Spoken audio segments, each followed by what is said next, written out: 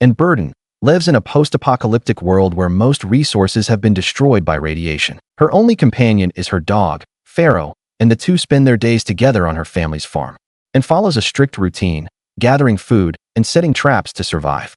One day, she discovers a wagon along an old road and becomes curious about it. When she and Pharaoh hear distant footsteps, they hide and spot a man in a hazmat suit. Quietly, they follow him until he eventually reveals himself. Inside the suit is another survivor named John Loomis, an engineer. After checking that the air is safe, John removes his suit and expresses relief at finally breathing fresh air. And Pharaoh continue to observe him from a distance until he reaches a nearby waterfall and begins bathing, unaware that the water is contaminated, and calls out to warn him, startling John. Startled and suspicious, he fires his gun away from her, assuming she might be a threat. Eventually, he listens and leaves the water, but the exposure quickly makes him ill, forcing him to rush back to his wagon for medicine. With Anne's help, John takes the medicine and slowly regains his strength. She cleans him up and welcomes him into her home, while he rests and looks through his wagon and finds photographs of John with a woman, possibly his wife. For several days, John remains bedridden as and cares for him. One night, she hears him having a nightmare and gently comforts him. Though his condition worsens at first and stays by his side, praying for his recovery and hoping he will stay with her. Gradually, John begins to improve and slowly adapts to life on the farm.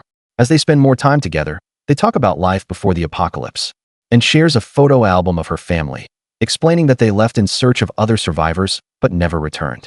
She especially misses her younger brother, whom she was very close to, and shows John his picture. Using his knowledge as an engineer, John theorizes that the farm remains safe from radiation due to the surrounding rocky hills and favorable weather patterns. Moved by their growing bond, and hugs John, a gesture she hasn't shared in a long time. The next day, John watches and work around the farm and notices an old tractor. She explains that it hasn't been used since it ran out of gas the previous year. Drawing on his expertise, John teaches her how to manually extract fuel from an abandoned station, following his written instructions, and succeeds, bringing the tractor back to life. During dinner, John observes in strong Christian faith. He shares his past, revealing that he once lived underground but left because he could no longer endure life without sunlight. When Anne asks about the woman in the photographs, John dismisses her as someone from his past. That night, both Anne and John sense a growing attraction between them, though neither chooses to act on it. The next day, they spend time by the pond, where Anne offers John freshly caught fish, something he hasn't enjoyed in a long while. As he eats, Anne recalls the previous winter, when she nearly froze and starved due to a broken generator that prevented her from preserving food. Hearing this, John offers to repair the generator, hoping it will help them store supplies. While working on it, he proposes a larger idea, using the contaminated waterfall as a source of hydroelectric power. He suggests building a water wheel from the wood and planks of the nearby church, which would mean tearing the structure down, and is immediately uncomfortable with the idea. The church was built by her father, who preached there every Sunday, and it holds deep emotional significance for her. Despite John's attempts to persuade her, he ultimately respects her feelings and drops the plan. In the following days, they continue working together around the farm. As they grow closer, they also begin to notice each other's flaws, particularly in their work habits and beliefs. One day at an abandoned mini-mart, Anne finds John drunk, surrounded by empty beer bottles. He mocks her for choosing sweets over alcohol, but despite this, she helps him back home. While tending to him and removing his dirty clothes, John becomes defensive and lashes out, insisting he doesn't need her help. In his frustration, he even pins her against the wall, leaving Anne shaken and frightened, something she has never experienced before. The next morning, realizing his mistake, John sincerely apologizes and accepts, and they move forward as if nothing had happened. That evening, Anne surprises him with a bottle of wine. As they drink, they become tipsy and begin to dance together in the living room. The moment turns intimate, leading to their first kiss. They go upstairs, on the verge of taking their relationship further, but John hesitates. He explains that becoming physically involved would change things between them, and though he cares for her, he believes they need more time to truly understand each other. Instead, they simply share the same space, holding on to the connection they've begun to build. On another day while checking her traps, Anne notices something unusual, disturbances in the traps and Pharaoh acting unusually excited. The dog suddenly runs off, and as Anne follows, she encounters a third survivor named Caleb. Caleb reveals that he has already spent a few days around the farm and has even befriended Pharaoh. He asks Anne for water, and she brings him back to the house, where John immediately reacts with suspicion, aiming a rifle at him, and quickly intervenes and introduces the two men.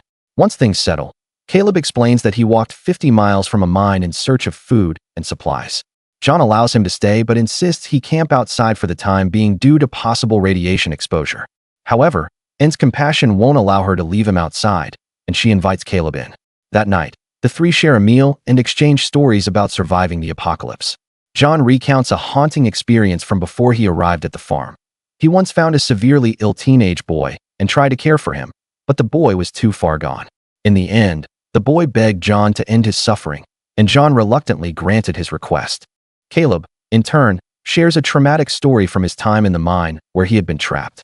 During his first week there, he witnessed men turning on each other, killing for survival under brutal conditions.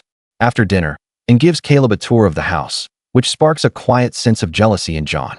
He repeatedly warns her to be cautious, reminding her that they know nothing about Caleb and that he could be dangerous. This leads to a heated argument between Anne and John, eventually circling back to the story of the boy John had killed. Sitting together at the table, John finally reveals the truth. The boy was Anne's missing younger brother. The revelation leaves Anne devastated and speechless, unable to even meet his eyes as she struggles to process the shock. The next day, John and Caleb go out to hunt turkeys.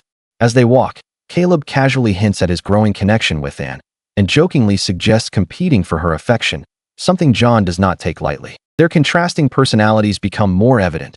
John is serious and logical, while Caleb is relaxed and easygoing. They eventually reach the waterfall, where John mentions his abandoned plan to build a water wheel for power. Later, during dinner, Caleb brings up the idea again, though it makes John uncomfortable, and admits that while the church holds deep emotional value for her, she may be open to building something new. Surprised by her response, John reassures her that she doesn't need to rush such a decision. Still, influenced by Caleb's encouragement, Anne agrees to move forward with dismantling the church for materials. The next day, they begin working on the water wheel, taking apart the sacred structure piece by piece. Gradually, the church disappears, leaving behind only memories of Anne's father. As they work, Anne and Caleb begin to grow closer, their connection becoming more apparent to John through subtle glances and shared moments.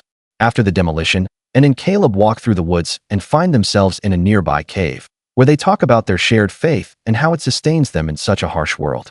When they return, John has already made significant progress on the water wheel. The project begins to symbolize hope, that even in a ruined world, life can improve in simple ways. That night, John asks to speak with Anne privately. Aware of the growing bond between her and Caleb, he awkwardly tells her that she has his blessing to pursue a relationship with Caleb, and finds this strange, insisting she doesn't need his permission to make her own choices. As the conversation escalates, John makes a bitter remark, claiming he won't stand in her way if she wants to be with someone else. His words upset her, and she walks away. In the following days, the three continue working together on the water wheel. After making significant progress, they celebrate with a special dinner. With drinks flowing, they eventually head to the pond for a moment of carefree fun. When the cold sets in, they return to the house for the night. Later, in a vulnerable moment, John tearfully confesses his love for Anne, though she struggles to believe him. She gently helps him to bed as he drunkenly passes out. Passing by Caleb's room, she notices he is still awake. Drawn by their growing connection, she approaches. Caleb opens the door, and after days of unspoken tension and mutual attraction, they finally give in to their feelings and become intimate. At daybreak, tension settles over what was once a peaceful home, as the unspoken love triangle begins to strain their relationships. When Caleb joins Anne on the porch, John immediately senses what happened the night before. Later, John and Caleb complete the water wheel, carefully positioning the flume above the waterfall. John secures the ropes while Caleb takes on the more dangerous task of fastening the structure in place. In the end, the project succeeds, and for a brief moment, their rivalry fades as they share a sense of accomplishment. Wearing a hazmat suit, Caleb begins his descent, but he suddenly slips on the slick, mossy surface. John quickly pulls him up just in time. As John gathers the ropes, Caleb loses his footing again. Once more, John catches him, but this time he hesitates. The two men lock eyes, Caleb dangling on the edge of the cliff, his fate uncertain. Moments later, John returns to the house alone and tries to speak, apologizing for the confusion between them. But John cuts her off and tells her that Caleb has decided to leave and head south. Shocked, Anne rushes outside, hoping to find him, but he is nowhere in sight. She is left in stunned silence. Meanwhile, John stands at the edge of the cliff, staring down into the depths of the waterfall where Caleb had been moments before. Days pass as Anne struggles with Caleb's sudden disappearance. One day, she discovers that electricity has finally been restored to the house. Overjoyed, she runs to the barn and plays her long silent organ. John soon joins her, listening quietly and clapping along, his expression hinting at a heavy, unspoken guilt. The truth behind Caleb's disappearance remains unknown. Whether he truly left or met a darker fate is something only John may ever know. And that's the end of the story. I hope you liked it. Comment down below what movies do you like us to recap next. Thank you for watching. Don't forget to like and subscribe. Until next time.